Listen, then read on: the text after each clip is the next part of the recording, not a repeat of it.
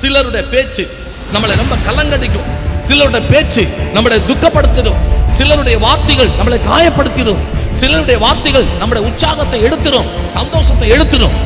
அதே நேரத்தில் சிலர் அவங்க ஒருவேளை நம்மளை இடத்துல பார்த்தா நமக்கு சந்தோஷம் ஊட்டுற வார்த்தையில பேசுவாங்க.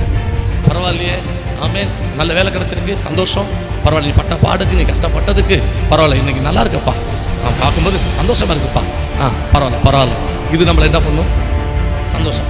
எல்லாரும் அல்ல, 100ல் கொஞ்சம் பேர் தான் அப்படி இருக்கிறாங்க. அப்போ நம்ம எங்கேயாவது போகும்போது, ஏதாவது ஒரு மகிழ்ச்சியான ஒரு காரியத்துக்கு போகும்போது நம்ம ஜோமா சிலர் யாராவது சந்திச்சா நல்லது பேசணும், அது மட்டும்தான், அவங்க மட்டும்தான் சந்திக்கணும்.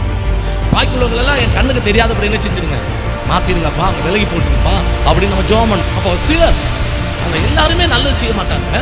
ஒரு சிலர் சாத்தானாலும் வழி நடத்தப்படுவாங்க. தேவனுக்கு விரோதமாய் சிலர் எழுப்புவாங்க, தெய்வ திட்டத்துக்கு விரோதமாய் சிலர் எழுப்புவாங்க, ஆமென், தேவ சித்தத்துக்கு விரோதமாய் சிலர் எழுப்புவாங்க, தேவ ராஜ்யத்துக்கு விரோதமாய் சிலர் எழுப்புவாங்க, நம்முடைய பரிசுத்தத்துக்கு விரோதமாய் சிலர் எழுப்புவாங்க, நம்முடைய ஆவிக்குரிய வாழ்க்கைக்கு விரோதமாய் ஒரு சிலர் எழுப்புவாங்க, நம்ம பிள்ளைகளுக்கு விரோதமாய் சிலர் எழுப்புவாங்க. ஆனா நம்ம எப்படி இருக்கணும்னா தெளிவா, கர்த்தர் எப்போ நம்மளை எழுப்புறாரோ அப்போ நம்ம